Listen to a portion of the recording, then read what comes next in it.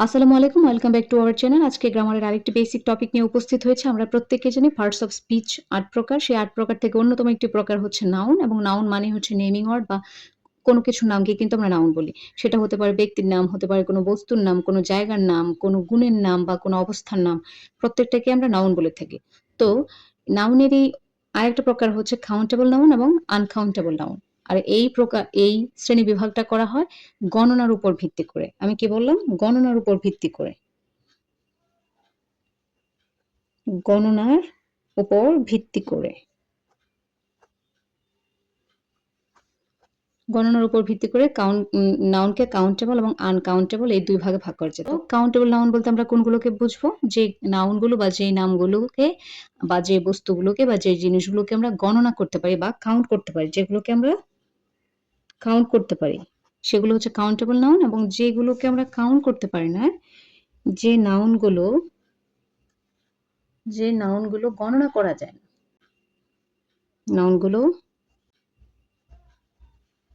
গণনা বা কাউন্ট করা যায় না, সেগুলো হচ্ছে আনকাউন্টেবল নাউন। কি বললাম? যেই নাউনগুলো গণনা করা যায় সেগুলো হচ্ছে কাউন্টেবল নাউন এবং যেই নাউনগুলো গণনা করা যায় না সেগুলো হচ্ছে আনকাউন্টেবল নাউন। তো চলেন কিছু এক্সাম্পল দেখে নিই। খেয়াল করুন। Some boys are playing. Sadiq needs 2 pens. A farmer is working in the field. এখানে কি বললাম? Some boys are playing. কিছু ছেলেরা কি? খেলছে। এখানে যে বয়েজ যে নাউনটা দিয়েছে, এই নাউনটা কিন্তু ছেলেদেরকে কিন্তু আমরা গণনা করতে পারি। তাই এটা কাউন্টেবল।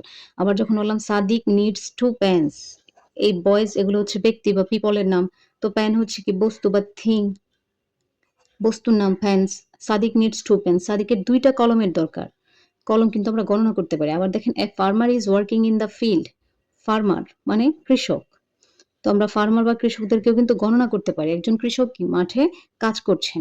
তো আমরা দেখতে পাচ্ছি বয়েজ, পেন্স, ফার্মার এই ৩ টাই কিন্তু আমরা গণনা করতে পারি। তাই এগুলোকে বলা হয় কাউন্টেবল নাউন। আর কাউন্টেবল নাউন গুলা গণনা করা যায় বলেই কিন্তু আমরা এখানে সাম দিয়েছি মানে কিছু। আবার কলমের পূর্বে দিয়েছি টু।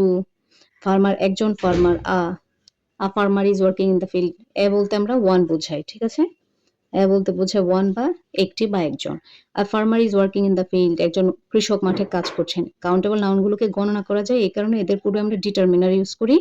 যেমন সাম 1, 2, 3 ইউজ করি, আর্টিকেল ইউজ করি তাদের নির্দিষ্টতা প্রদানের জন্য। আর এই কাউন্টেবল নাউন গুলোকে কিন্তু আবার ২ ভাগে ভাগ করা হয়। এক হচ্ছে সিঙ্গুলার, আরেকটা হচ্ছে প্লুরাল। যেটাকে বলি একবচন, আরেকটাকে বলি বহুবচন। যেটা আমরা নাম্বার অধ্যায়ে পড়ব। এই কাউন্টেবল নাউন গুলোকে যেহেতু গণনা করা যায়, তাই গণনার উপর ভিত্তি করে এই কাউন্টেবল নাউনকে ২ ভাগে ভাগ করা যায়, সিঙ্গুলার এবং প্লুরাল। তো চলুন দেখি আনকাউন্টেবল নাউনটা কি? যে নাউনগুলো গণনা করা যায় না সেগুলোই আনকাউন্টেবল নাউন। কিছু এক্সাম্পল দেখলে বিষয়টা ক্লিয়ার হবে। তো এবার চলুন এক্সাম্পল দেখে নিই কিছু। আনকাউন্টেবল নাউনের ক্ষেত্রে ওয়াটার হ্যাজ নো কালার। এখানে খেয়াল করুন, ওয়াটার হ্যাজ নো কালার। পানির কিন্তু কোনো রং নেই। There is some milk in the fridge. Milk.